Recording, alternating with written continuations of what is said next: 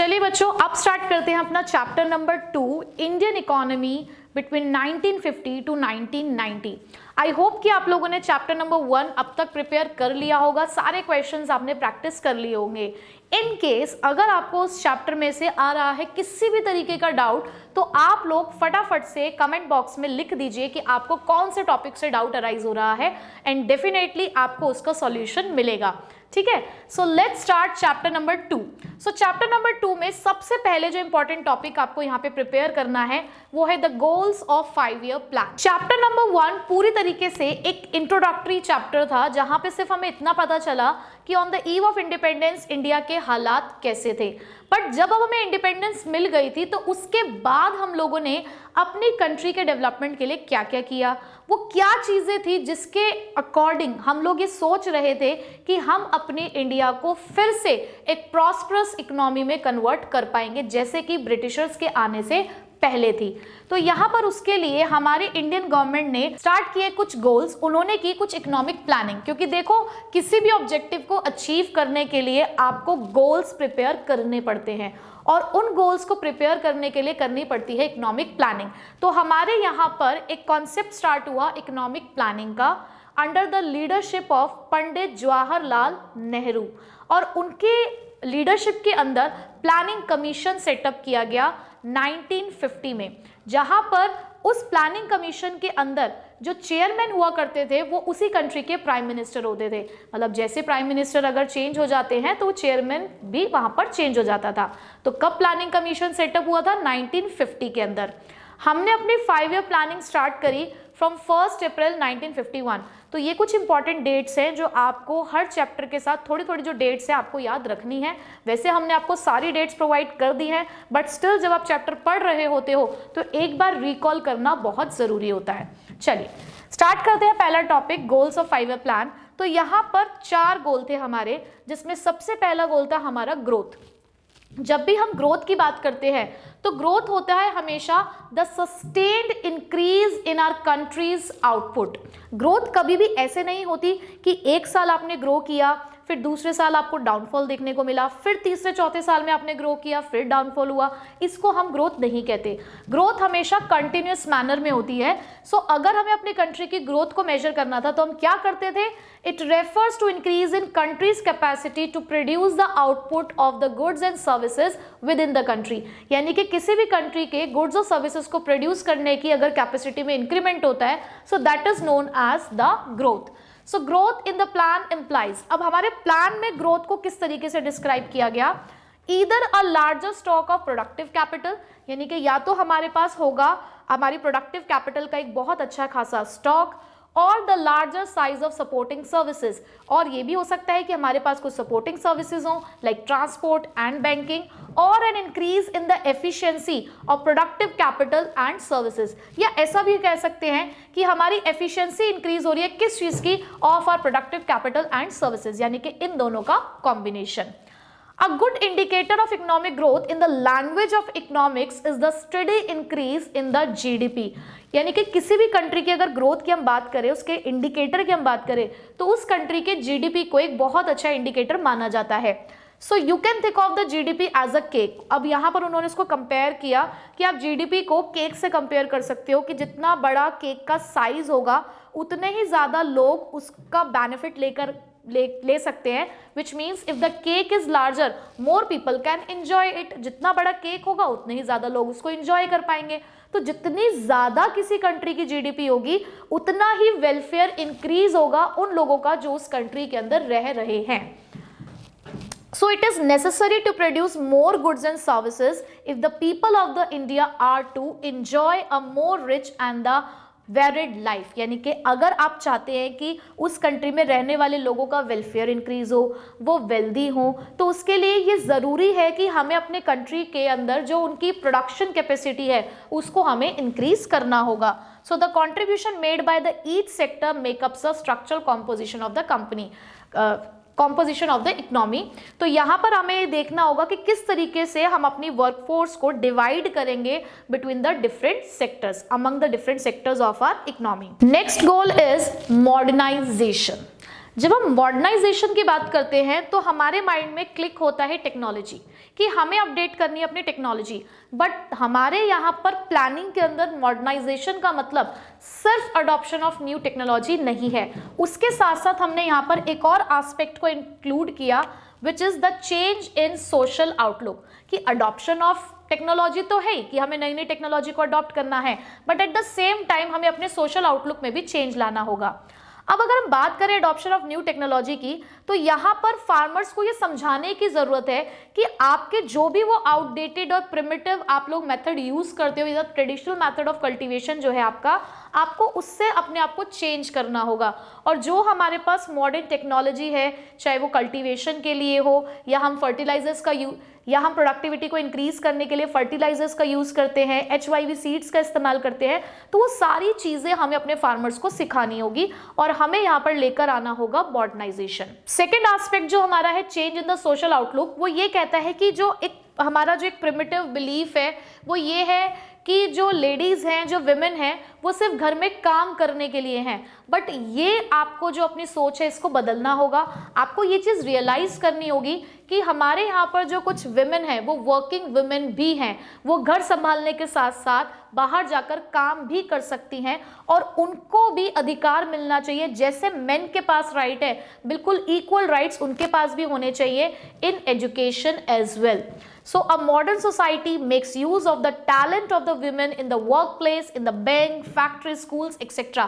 और आज आप देख ही रहे होंगे कि आप लोग भी आज अभी फिलहाल किससे पढ़ रहे हैं, तो बैंक की बात करें, स्कूल्स की बात करें, हॉस्पिटल्स हो या फैक्ट्रीज हो, सभी जगहों पर हम यहाँ पर अपनी जो टैलेंटेड विमेन हैं, इनके जो टैलेंट है इसका इस्तेमाल कर सकते हैं। तो ये विचार, ये सोच विचार हमें बदलने होंगे। हमारा जो थर्ड ऑब्जेक्टिव था, जो थर्ड गोल था, वो बहुत ज़रूरी भी था। क्यों?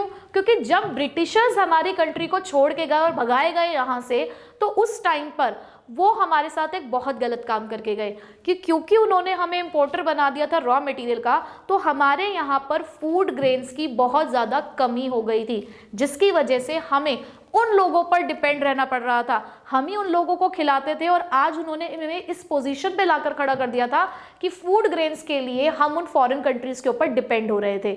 तो हमारी प्लानिंग के अंदर एक बहुत इंपॉर्टेंट गोल जो हमने रखा वो था सेल्फ रिलायंस, आत्मनिर्भर, कि हमें फूड ग्रेन्स के टर्म्स में एटलीस्ट हमें सेल्फ रिलायंट होना होगा कि खाने के लिए हमें किसी और के ऊपर डिपेंड ना रहना पड़े।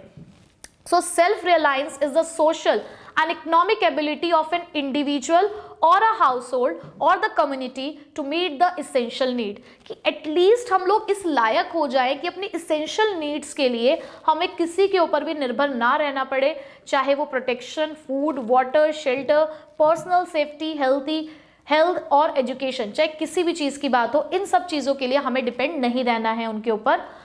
The first 7 5-year plan gave importance to the self-reliance, इसीलिए हमारे जो पहले 7 plans थे वो इसी को फोकस करते थे, which means avoiding the imports of those goods which could be produced in India themselves। जो काम हम खुद कर सकते हैं उसके लिए हमें उन पे डिपेंड नहीं होना है। जिन गुड्स को हम खुद बना सकते हैं हमें उन्हें वहाँ से इम्पोर्ट नहीं करना है। So self reliance was considered a necessity in order to. तो यहाँ पर ये दो चीज़ें ये डिस्क्राइब करती है कि क्यों सेल्फ रिलायंस हमारे लिए ज़रूरी है। तो ये दो पॉइंट से भी आपसे सेपरेट क्वेश्चन पूछा जा सकता है। To reduce the foreign dependency, foreign countries पे डिपेंड नहीं होना है, क्योंकि अभी अभी हम उनके चंगुल से निकले हैं। अभी 1950 का एरा ही चल रहा है और हम अभी अभी उनके चंगुल से निकले हैं। So it is important to self reliant, तो इसलिए ज़रूरी है कि हमें सेल्फ रिलायंट होना होगा, स्पेशली फूड ग्रेन्स के लिए। Second, to reduce the foreign interference, ये रिड्यूस है, ठीक है, ये आर आपको यहाँ पे दिख रहा है, ये इसी के साथ है। To reduce the foreign interference, अब जब ज़्यादा से ज़्यादा आप उनसे सामान खरीदोगे तो कहीं ना कहीं उनका इंटरफेरेंस होना शुरू हो जाएगा, और अगर इंटरफेरेंस होना शुरू हो गया तो फिर से वो वाली सिचुएशन आ सकती है जो इसकी वजह से, जिससे हम इतनी मुश्किल से बाहर आए हैं, वो सिचुएशन हमें दोबारा देखने को मिल सकती है। तो इसीलिए बोला गया कि यहाँ पर हम उनकी डिपेंडेंसी से हमें हटना होगा, क्योंकि कहीं ऐसा ना हो कि फिर से वो सिचुएशन आकर खड़ी हो जाए कि हम तो उनकी टेक्नोलॉजी या उनकी फॉरेन कैपिटल के चक्कर में उनके साथ लगे हुए हैं, इंपोर्ट कर रहे हैं उन सभी चीज़ों को, बट फिर से वो हम लोगों के ऊपर शासन ना कर दें। तो इस वजह से भी ये ज़रूरी है कि हमें सेल्फ रिलायंट होना होगा। नेक्स्ट, लास्ट गोल हमारा इक्विटी। अगर ये हासिल नहीं किया तो बाकी के सारे गोल्स बेकार हैं। आपकी कंट्री एक डेवलप्ड कंट्री हो सकती है, हो सकता है कि आप ग्रोथ के मामले में बहुत आगे बढ़ गए हो सकता है कि आपने मॉडर्न टेक्नोलॉजी भी अडॉप्ट कर ली हो, सोशल आउटलुक भी चेंज हो गया, आप सेल्फ रिलायंट भी हो गए, बट फिर भी अगर आपके देश में रहने वाली जनता अगर भूखे पेट सो रही है तो किस बात की ग्रोथ, किस बात का मॉडर्नाइजेशन और किस बात का सेल्फ रिलायंस। तो यहाँ पर इक्विटी ये कहता है कि एटलीस्ट, हम ये नहीं कह रहे जी हमें सबको अंबानी बनाना है, हम ये कह रहे हैं कि जो भी हमारी बेसिक नेसेसिटीज़ की चीज़ें हैं वो हमारी कंट्री में रहने वाले सभी लोगों तक पहुँचे, यानी कि जो भी डिस्ट्रीब्यूशन है रिसोर्सेज का वो सभी सेक्शन ऑफ सोसाइटीज़ तक पहुँचना चाहिए। तो यहाँ पे बोला गया that equity is a situation in an economy in which the distribution of resources और the goods among the people is considered fair. यानी कि जो पावर है, जो रिसोर्सेज है, वो सिर्फ कुछ ही हाथों में नहीं रहने चाहिए, हमारी इकोनॉमी में रहने वाले सभी लोगों तक उसका बेनिफिट मिले। The previous 3 goals mainly relate to the economy. जो पिछले 3 हमने गोल्स की बात करी वो सिर्फ हमारी इकोनॉमी के बारे में बात कर रहे थे, but the development of the economy is not sufficient, is not only sufficient, but सिर्फ इकोनॉमी का अगर आपने ग्रो करना है, इकोनॉमी को ही ठीक करना है, तो वो आपके लिए आपके गोल को हासिल करने के बारे में बात नहीं करता है। अगर आपके कंट्री में रहने वाले लोगों तक उसका बेनिफिट नहीं मिल रहा है तो मुझे नहीं लगता कि आप कोई भी गोल अचीव कर पाए हैं। A country can have high growth, ऐसा हो सकता है कि कंट्री की हाई ग्रोथ हो, मोस्ट मॉडर्न टेक्नोलॉजी आपने डेवलप कर ली हो अपने यहाँ पर, and also the most of the people living in poverty, और आप वही देश है जिसके अंदर बहुत सारे लोग जो है वो आज भी पुअर है। So it is important to ensure that the benefits of economic prosperity reach the poor section as well instead of being enjoyed by the rich. तो ये बहुत ज़रूरी है कि जो भी बेनिफिट है हमारे इकोनॉमिक प्रोस्पैरिटी का वो सभी लोगों तक पहुँचे, तभी आप कहोगे कि आप इक्विटी तक पहुँच पाए हो। So equity focuses on ensuring that every Indian should be able to meet his or her basic need, कि जितने भी लोग हैं हमारे यहाँ पर सभी लोगों तक उनकी बेसिक नीड पहुँचे, अच्छा खाना, एक डिसेंट हाउस, एजुकेशन और हेल्थ केयर, ये सारी चीज़ें उन तक पहुँचनी चाहिए। So it looks to reduce the wealth gap and inequality in our society. तभी आप ये कहेंगे कि यहाँ पे ये जो गैप है पुअर और रिच के बीच में ये कम होता हुआ हमें नजर आएगा। तो ये 4 बहुत इंपॉर्टेंट गोल थे, ज़रूरी नहीं है चारों पूछे जाए, कोई भी एक पूछा जा सकता है, जहाँ पर इक्विटी वो लोग बहुत ज़्यादा पूछते हैं। Next important topic, land reforms और द ग्रीन रेवोल्यूशन। हम एग्रीकल्चर सेक्टर की जब हम बात कर रहे थे अपने फर्स्ट चैप्टर के अंदर, तो हमने स्टेग्नेशन फील किया कि हमारा एग्रीकल्चर सेक्टर स्टेग्नेंट हो चुका था। तो वहाँ पे किस चीज़ की कमी थी? हमने देखा कि 2 चीज़ों की कमी थी, ना तो हमारे एग्रीकल्चर सेक्टर में ग्रोथ थी, ना ही हमारे एग्रीकल्चर सेक्टर में इक्विटी थी। तो हमें ज़रूरत थी ग्रोथ और इक्विटी को अपने एग्रीकल्चर सेक्टर में इम्प्लीमेंट करने की। तो उसके लिए 2 कॉन्सेप्ट्स निकल कर आए, 2 तरीके के रिफॉर्म्स आए, इंस्टीट्यूशनल रिफॉर्म्स और टेक्नोलॉजिकल रिफॉर्म्स। जो इंस्टीट्यूशनल रिफॉर्म्स है उसे बोला गया लैंड रिफॉर्म। तो लैंड रिफॉर्म से ही पता चल रहा है कि यहाँ चेंजेस आप कहाँ करने जा रहे हो, लैंड की टर्म्स में। तो यहाँ पर इक्विटी को लेकर आने के लिए लैंड रिफॉर्म्स को इंट्रोड्यूस किया गया, जिसका दूसरा नाम क्या है, इंस्टीट्यूशनल रिफॉर्म्स, पता होना चाहिए आपको।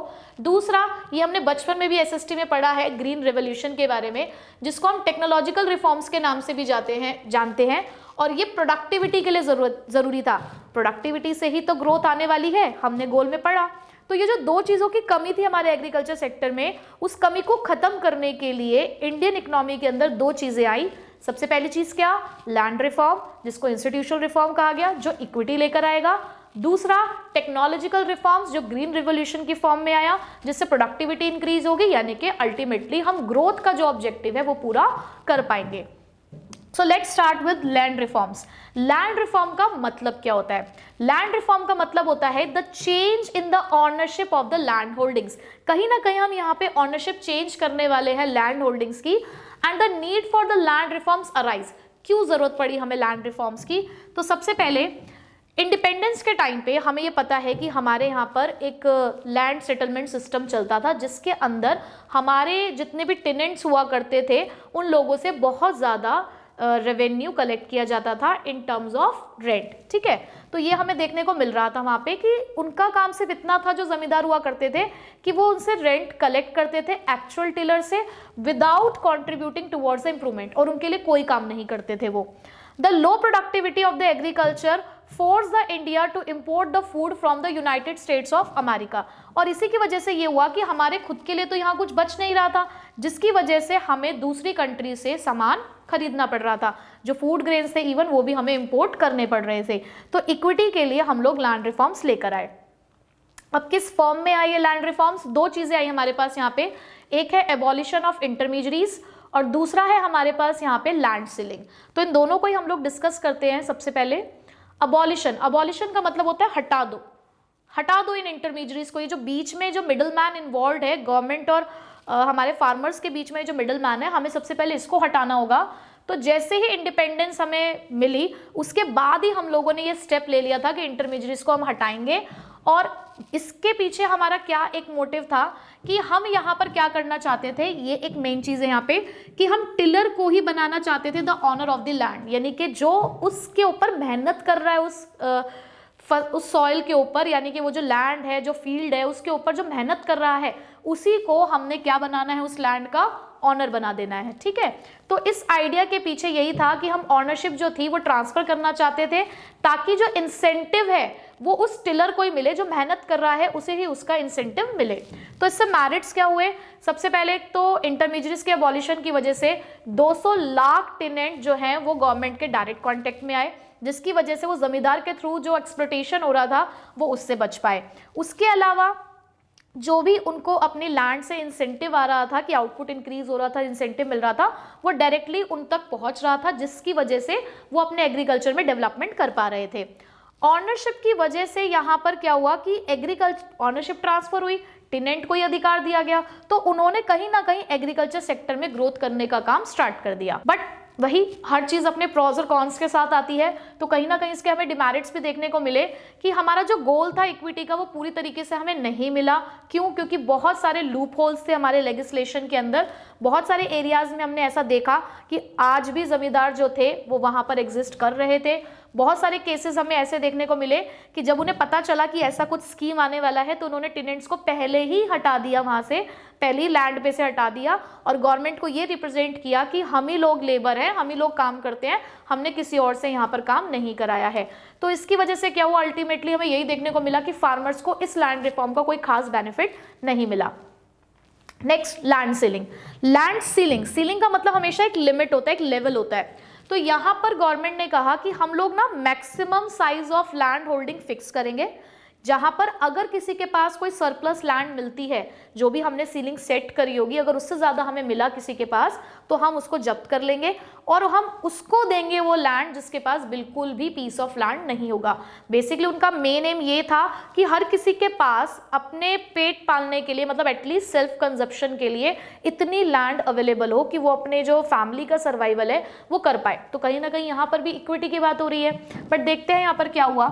तो लैंड सीलिंग एक अनदर पॉलिसी थी उनकी इक्विटी लेकर आने के लिए, जहां पर हम मैक्सिमम साइज ऑफ लैंड को फिक्स कर रहे थे जो एक इंडिविजुअल अपने पास रख सकता था। पर्पस यही था कि कुछ ही लोगों के हाथों में जो पावर थी वो हम नहीं देना चाहते थे।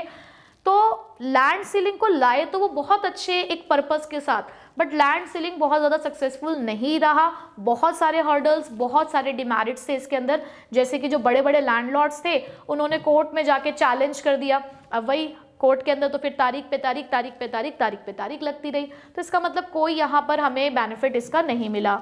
उसके अलावा डिले होता गया रजिस्ट्रेशन के अंदर। वो लोग क्या करते थे कि अपने रिलेटिव्स के नाम पे लैंड को ट्रांसफर कर देते थे, जिससे ये लगता था कि यार इनके नाम पे नहीं है ये लैंड, ये तो उनके नाम पर है। जैसे कि डिमोनेटाइजेशन के टाइम पे भी हुआ था ना, कि जब लोगों ने अपने रिश्तेदारों और अपने फ्रेंड्स के अकाउंट्स में पैसे ट्रांसफर करने शुरू कर दिए ताकि वो टैक्स से बच सके। तो बस कुछ ऐसा ही काम यहाँ पर भी किया गया।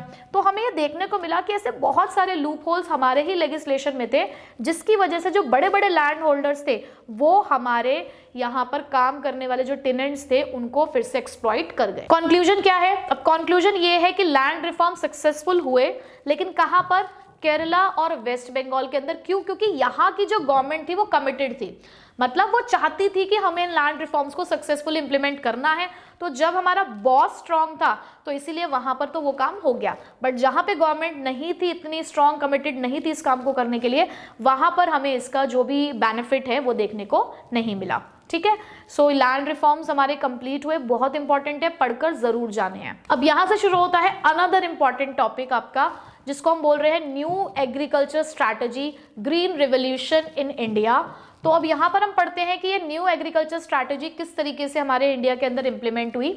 The new agriculture strategy was adopted in the India during the third plan के टाइम पे, यानी कि 1960s में हम लोगों ने ग्रीन रेवोल्यूशन एक्सपीरियंस किया। द ट्रेडिशनल एग्रीकल्चर प्रैक्टिसेस, अब कैसे एक्सपीरियंस किया कि जो पुरानी हमारी एग्रीकल्चर प्रैक्टिसेस थी, हम धीरे धीरे उसको हटा रहे थे, और जो कि हमारा 5 ईयर प्लान का गोल था कि हमें मॉडर्न टेक्नोलॉजी को अडॉप्ट करना है, हम उसको अडॉप्ट करते जा रहे थे, जिसके लिए बहुत ज़्यादा एफर्ट्स किए जा रहे थे कि एग्रीकल्चर प्रोडक्टिविटी को हम किसी ना किसी तरीके से बढ़ा सके और हर एक रीजन के अंदर। बट स्टिल हमें देखने को मिला कि कुछ सिलेक्टेड रीजन्स में ही हमें इस स्ट्रैटेजी का फ़ायदा मिला। और देखो, सिर्फ टेक्नोलॉजी नहीं, हम यहाँ पे marketing facility, credit facility, fertiliser, इन सभी चीज़ों के ऊपर ध्यान दे रहे थे। चैलेंजेस क्या थे? ग्रीन रेवोल्यूशन से पहले हमें चैलेंजेस क्या फेस करने पड़ रहे थे? सबसे पहला चैलेंज कि 75% कंट्री की पॉपुलेशन एग्रीकल्चर पे डिपेंड हो रही थी, बट प्रोडक्टिविटी अभी भी कम थी। क्यों? क्योंकि ओल्ड टेक्नोलॉजी का हम इस्तेमाल करते थे, और हमारे यहाँ पर इंफ्रास्ट्रक्चर इतना अच्छा नहीं था जो फार्मर्स को प्रोवाइड किया गया हो।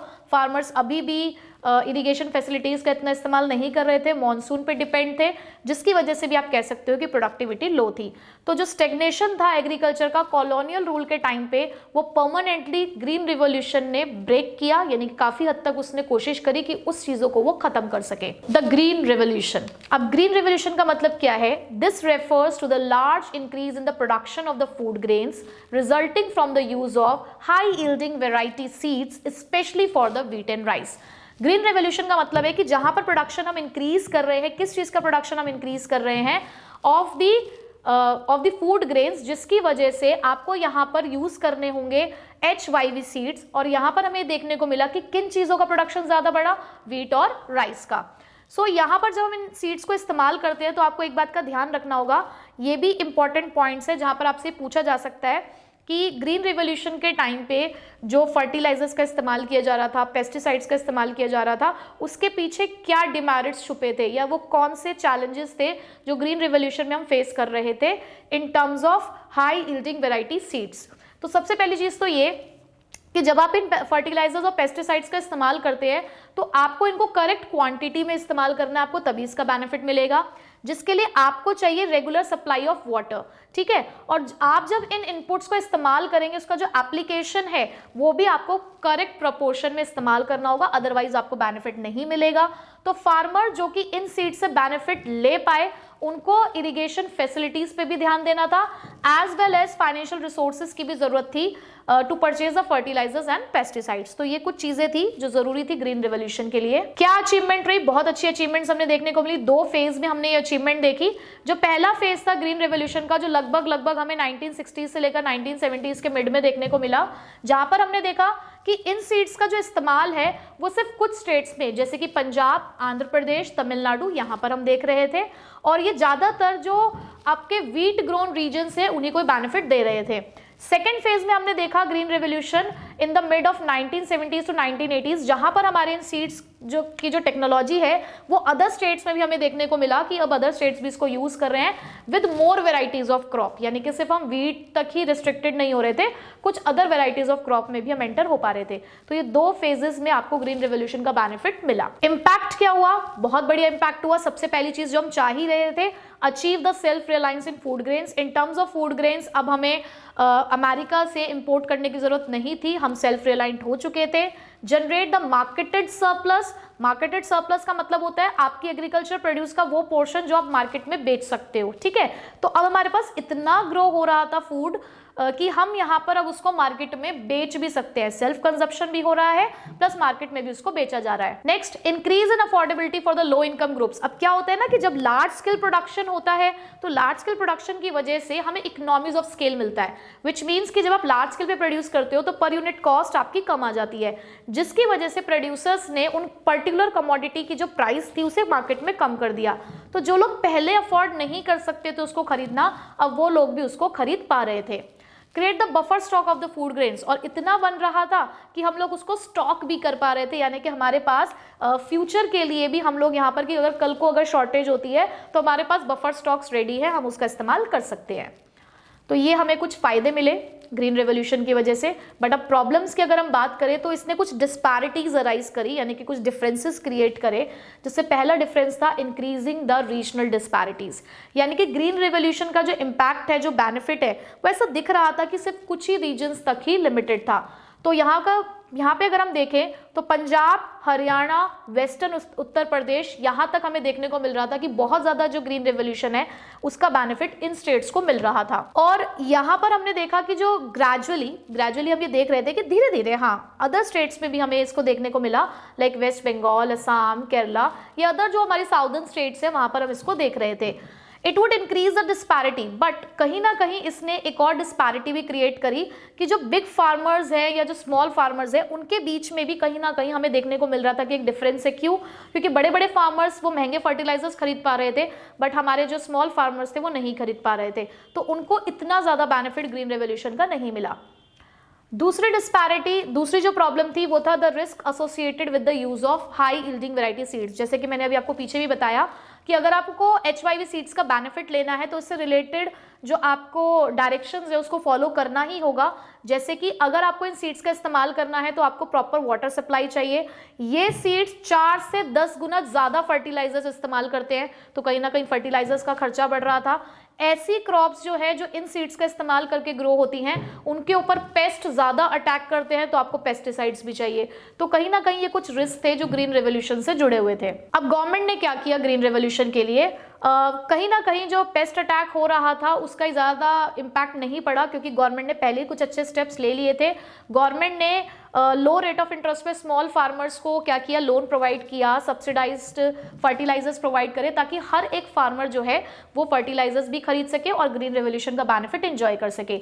जो स्मॉल फार्मर्स थे वो रिक्वायर्ड इनपुट और जो भी आउटपुट था स्मॉल फार्मर्स का, वो आउटपुट में उन्होंने कन्वर्ट किया in the course of time. मतलब कि गवर्नमेंट ने उनकी हेल्प करने के लिए उनको ये प्रोवाइड किया कि आप इनपुट भी लो और आउटपुट भी आपका मार्केट तक पहुंच पाए, ऐसा उन्होंने इंश्योर किया अपने स्मॉल फार्मर्स को। जो रिस्क था स्मॉल फार्मर्स का, जो पेस्ट अटैक्स की वजह से आप कह रहे हो कि खत्म हो सकता था उनका बेनिफिट, तो उसको रिड्यूस किया हमारे कुछ रिसर्च इंस्टीट्यूट्स ने, क्योंकि उन्होंने बहुत सारी ऐसी सर्विसेज थी जो उनको प्रोवाइड कराई। ग्रीन रेवोल्यूशन हालांकि ऐसा देखा गया कि रिच फार्मर्स को ही वो बेनिफिट दे रहा था, पर कब? Only if the state didn't play an extensive role. अगर स्टेट ने ध्यान नहीं दिया सिर्फ तो ही ऐसा हुआ है। जिन स्टेट में ध्यान दिया गया है उन स्टेट में सभी फार्मर्स को इसका बेनिफिट मिला है। ठीक है, तो ग्रीन रेवोल्यूशन हो गया हमारा कंप्लीट। तो ये हमने 1950 से 1990 के बीच में ये देखा कि एग्रीकल्चर कैसा रहा। अब इंडस्ट्री देख लेते हैं कि इंडस्ट्री कैसी रही थी। तो सबसे पहले इंपॉर्टेंस देखो इंडस्ट्री की कि क्या है। इंडस्ट्री एम्प्लॉयमेंट देगी, एग्रीकल्चर से अच्छा स्टेबल एम्प्लॉयमेंट देगी, मॉडर्नाइजेशन आएगा, प्रोस्पैरिटी इंक्रीज होगी। इसके अलावा देखो कहीं ना कहीं रॉ मटेरियल को फिनिश गुड्स में आप तभी कन्वर्ट कर पाओगे अगर आपके पास एक अच्छा इंडस्ट्रियल बेस होगा। तो इंडस्ट्री की इंपॉर्टेंस तो बिल्कुल है हमारे पास। और हमारे पास 2 वेल मैनेज्ड इंडस्ट्री थी, आयरन एंड स्टील फर्म्स, जो कि एक जमशेदपुर में और दूसरी कोलकाता में। तो ये बहुत अच्छा हमारे लिए कॉन्ट्रीब्यूशन है कि इंडस्ट्रियल सेक्टर में कुछ डेवलपमेंट हो रहा था। रोल क्या रहा अब गवर्नमेंट का इंडस्ट्रियल डेवलपमेंट में? तो यह एक आपका एक इम्पॉर्टेंट टॉपिक है कि पब्लिक सेक्टर का या गवर्नमेंट का क्या रोल रहा इंडस्ट्रीज को डेवलप करने में। एग्रीकल्चर में तो हमने देख लिया, इंडस्ट्री में क्या रोल रहा अब जरा वो देख लेते हैं। सबसे पहले कि हमारा जो डोमिनेंस है पब्लिक सेक्टर का वो भी क्यों है, आपको ये भी यहाँ से समझना होगा। Shortage of capital with the private sector. Private sector के पास पैसा कम था to invest in those industries in which we are taking care of the public. Private sector सिर्फ प्रॉफिट मेकिंग के लिए काम करता है, और जहां बात आती है सोशल वेलफेयर या पब्लिक वेलफेयर की, तो वहां पर वो लोग एंटर नहीं करते। मोर ओवर हम ये भी कह सकते हैं कि at the time of independence हमारे पास सिर्फ टाटा बिरलाज नाम के ही 2 वेल नोन प्राइवेट एंटरप्रेन्योर्स थे, और बहुत ज़्यादा हमारे पास कोई ऐसे प्राइवेट एंटरप्रेन्योर्स नहीं थे जो इन्वेस्ट कर सकते। तो क्योंकि प्राइवेट सेक्टर के पास शॉर्टेज थी कैपिटल की, तो पब्लिक सेक्टर को आना पड़ा। दूसरा, the lack of incentives for the private sector. वही बात कि हमारी जो मार्केट थी वो अभी इतनी ज़्यादा बड़ी नहीं हुई थी कि वो हमारे जो प्राइवेट एंटरप्रेन्योर्स हैं उनको बहुत ज़्यादा कुछ प्रोवाइड कर सके, यानी कि उनके प्रॉफिट को बहुत ज़्यादा इंक्रीज कर सके। तो इस वजह से भी पब्लिक सेक्टर को आना पड़ा। Third one is objective of social welfare. कहीं ना कहीं जो हमारा ऑब्जेक्टिव था इक्विटी और सोशल वेलफेयर एस्टैब्लिश करने का, तो अगर हम इन लोगों के हाथों में पावर दे देते तो कंसंट्रेशन ऑफ इकोनॉमिक वेल्थ हो जाता, जिसकी वजह से क्या होता कि एक्सप्लॉयटेशन होना फिर से स्टार्ट हो जाता। तो इसलिए गवर्नमेंट ने यही सोचा कि कुछ चीज़ों को अपने हाथ में रखना ही सही रहेगा। तो इंडस्ट्रीज के बारे में इतना तो हमने जान लिया कि क्यों इंपॉर्टेंट है और गवर्नमेंट का रोल क्या है। अब तीसरा यहाँ से इंपॉर्टेंट टॉपिक निकल कर आता है इंडस्ट्रीज के लिए कि आपकी इंडस्ट्रियल पॉलिसी रेजोल्यूशन 1956 के अंदर क्या बात हुई। इंडस्ट्रीज को डेवलप करने के लिए ये आईपीआर 1956 आया, जिसके अंदर कुछ की फीचर्स रहे। तो इसके अंदर सबसे पहले आपको याद रखना है कि इसको 1956 में अडॉप्ट किया गया सेकेंड 5 ईयर प्लान के टाइम पे। सबसे पहले थी हमारे पास 1948 की पॉलिसी, उसके बाद अमेंडमेंट्स के साथ 1956 की पॉलिसी आई सेकेंड 5 ईयर प्लान के टाइम पे। अब इसमें सबसे पहला की फीचर था हमारा क्लासिफिकेशन ऑफ इंडस्ट्री, कि हमने इंडस्ट्री को क्लासीफाई किया 3 स्केड्यूल के अंदर, स्केड्यूल 1, स्केड्यूल 2, स्केड्यूल सी। स्केड्यूल 1 के अंदर गवर्नमेंट ने पूरा अपना रोल रखा और 17 इंडस्ट्रीज को अपने अंडर में रखा, यानी कि रिजर्वेशन किया। तो स्केड्यूल ए फर्स्ट कैटेगरी थी जिसके अंदर exclusively owned by state industries थी, यानी कि जहां पर स्टेट का पूरा कंट्रोल था, और ऐसी 17 इंडस्ट्रीज थी जिसमें आप देख सकते हो कि मेन वाली सारी इंडस्ट्रीज हैं, like arms and aminisation, atomic energy, iron and steel, heavy machinery, mineral oil, ये सब। स्केड्यूल बी के अंदर 12 इंडस्ट्रीज रखी गई जिसके अंदर स्टेट ही काम कर रहा था, बट उसके साथ साथ प्राइवेट सेक्टर एक सप्लीमेंट्री रोल वहां पर प्ले कर रहा था। ठीक है, यानी कि प्राइवेट सेक्टर को भी अलाउड किया गया यहाँ पे एंटर करना, बट कंट्रोल अल्टीमेटली स्टेट का ही था। यहाँ पर भी आप देख सकते हो कि कौन सी ऐसी इंडस्ट्रीज थी जो यहाँ पर रखी गई। स्केड्यूल सी के अंदर जो बची कुछ इंडस्ट्रीज थी वो रखी गई, जहां पर प्राइवेट सेक्टर को अलाउड किया गया कि अब आप लोग यहां पर काम कर सकते हो, बट कहीं ना कहीं इन इंडस्ट्रीज को कंट्रोल कर रही थी स्टेट, फिर भी लाइसेंस के थ्रू। सेकंड फीचर था इंडस्ट्रियल लाइसेंसिंग। अब इंडस्ट्रियल लाइसेंसिंग क्यों इंप्लीमेंट की गई? क्योंकि गवर्नमेंट नहीं चाहती थी फिर से कि प्राइवेट सेक्टर एक्सप्लॉइट करे, कंसंट्रेशन ऑफ पावर कुछ लोगों के हाथों में ना रह जाए, प्लस उन्हें हर एक रीजन, हर एक जगह का डेवलपमेंट करना था, तो बैकवर्ड रीजन्स को भी डेवलप करना था। तो इसीलिए उन्होंने लाइसेंसिंग सिस्टम इंट्रोड्यूस किया कि अगर आप नई यूनिट सेटअप करोगे, अपनी यूनिट का एक्सपेंशन करोगे, डाइवर्सिफिकेशन करोगे, तो पहले हमसे आके एक रिटर्न एप्लीकेशन लो, हमें जस्टिफाइड लगेगा तो हम आपको लाइसेंस और परमिशन देंगे। ठीक है, सो प्राइवेट सेक्टर को कंट्रोल करने के लिए लाइसेंसिंग सिस्टम आया। अब यहाँ पर आपको किन चीज़ों के लिए लाइसेंस लेना पड़ रहा था इस एक्ट के अंदर? अपनी न्यू इंडस्ट्रीज को सेटअप करने के लिए, एग्जिस्टिंग को एक्सपेंड करने के लिए, या अपने प्रोडक्ट्स के डाइवर्सिफिकेशन के लिए। उसके बाद इस इंडस्ट्रियल लाइसेंसिंग के अकॉर्डिंग कोई भी न्यू इंडस्ट्री आप सेटअप नहीं कर पाओगे जब तक आप गवर्नमेंट से लाइसेंस नहीं ले लोगे। अगर आप बैकवर्ड रीजन्स में इंडस्ट्री सेटअप करोगे, क्योंकि उन्हें डेवलप करना था बैकवर्ड रीजन को, तो अगर आप बैकवर्ड रीजन में इंडस्ट्रीज को सेटअप करोगे तो हम आपको जल्दी लाइसेंस देंगे, प्लस आपको यहाँ पर कुछ टैक्स बेनिफिट्स भी मिलेंगे, कुछ अदर कंसेशंस भी मिलेंगे जो गवर्नमेंट की तरफ से आपको प्रोवाइड किया जाएगा। क्यों? क्योंकि वो एनकरेज करना चाहते थे कि ज़्यादा से ज़्यादा लोग बैकवर्ड एरियाज में इंडस्ट्रीज को सेटअप करें। ठीक है, उसके अलावा अगर आपको कभी भी अपने क्वांटिटी ऑफ गुड्स को प्रोड्यूस करना है ज़्यादा, मतलब उसको बढ़ाना है, तो भी आपको परमिशन लेनी पड़ेगी। जितनी परमिशन है उससे ज़्यादा प्रोड्यूस नहीं कर सकते। और अगर आपको एक्सपेंड करना है अपने बिजनेस को तो उसके लिए भी लाइसेंस लेना पड़ेगा। तीसरा पॉइंट आया यहाँ पर फीचर के अंदर स्मॉल स्केल इंडस्ट्रीज के लिए।